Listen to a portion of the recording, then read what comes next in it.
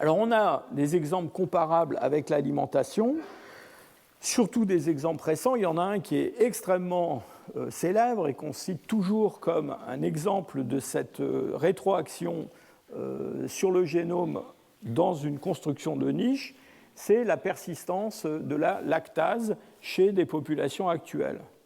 Alors, cette persistance de la lactase, c'est le fait de pouvoir d'avoir une enzyme qui permette de digérer le lait. Alors aujourd'hui, tout le monde est très préoccupé de ce qu'il mange et on parle beaucoup d'intolérance au lait, d'intolérance au lactose. Les gens qui ont une intolérance au lactose pensent qu'ils ont une espèce de maladie bizarre qui fait qu'ils ne peuvent pas tolérer le lait. Alors en réalité, ce sont eux qui sont normaux, si je peux dire. Pourquoi ? Eh bien parce que chez les mammifères, normalement, on boit du lait quand on est nouveau-né, et puis à un moment donné, se produit un sevrage, et au moment de ce sevrage, eh bien, on cesse de manger du lait, de boire du lait. Et c'est bien comme ça. Et donc c'est un phénomène qui est programmé, si je peux dire, et une partie de la programmation, eh bien, c'est le fait que les adultes deviennent intolérants au lactose. Sinon, on ne sait pas, peut-être qu'ils continueraient à vouloir boire du lait pour toujours. Donc ils sont obligés d'arrêter.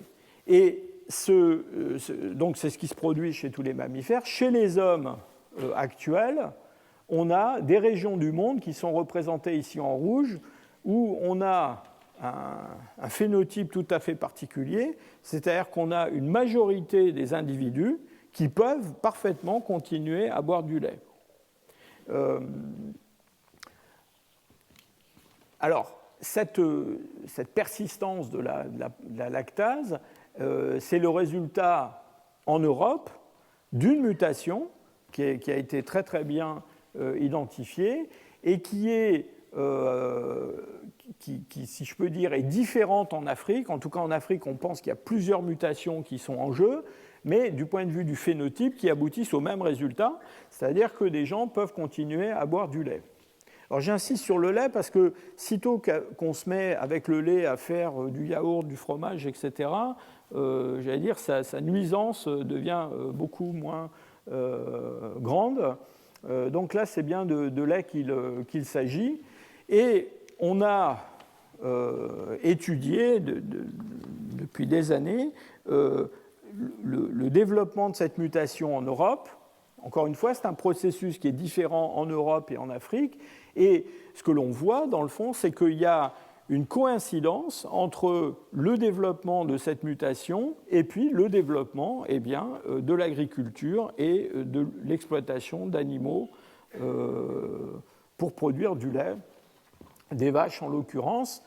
Alors aujourd'hui, cette mutation, elle est surtout majoritaire dans le nord-ouest de l'Europe, mais on pense qu'il y a eu un espèce de glissement lié en fait à une augmentation de la population en Europe depuis le néolithique, et en combinant des données archéologiques et des données paléogénétiques, on a un épicentre, si je peux dire, du développement de cette mutation, quelque part, vous voyez, dans l'est de l'Europe, au début du néolithique. Alors, les spécialistes se battent pour savoir exactement quand cette mutation est arrivée, si c'est vers 7000, vers 6000, avant le présent.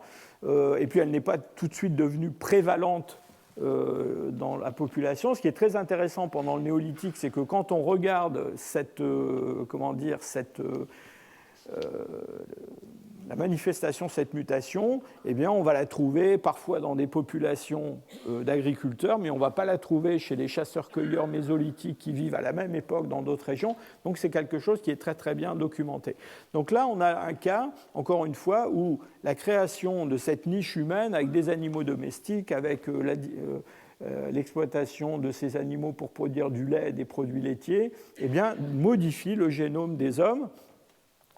Et je vous cite cet exemple, encore une fois, qui est récent, quelque chose qui ne concerne pas les chasseurs paléolithiques, simplement pour vous indiquer que des mutations comme celle-là, il s'en est probablement produit d'autres dans le passé, pour lequel nous n'avons pas d'informations pour l'instant. C'est-à-dire que le passage d'une alimentation essentiellement végétale chez des hominines pliocènes vers une alimentation beaucoup plus carnée chez les Homo erectus, et puis ensuite le développement de la cuisson des aliments, tout ça, il y a fort à parier que ça soit associé à des mutations un petit peu du même genre.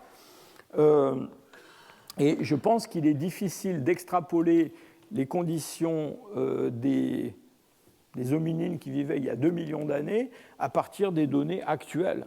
Dans le fond, tout ce qu'on raconte sur le fait que de manger de la viande crue, c'est pas bien pour nous aujourd'hui. Mais je ne sais pas, peut-être que pour un Homo erectus, c'était quelque chose qui était parfaitement jouable.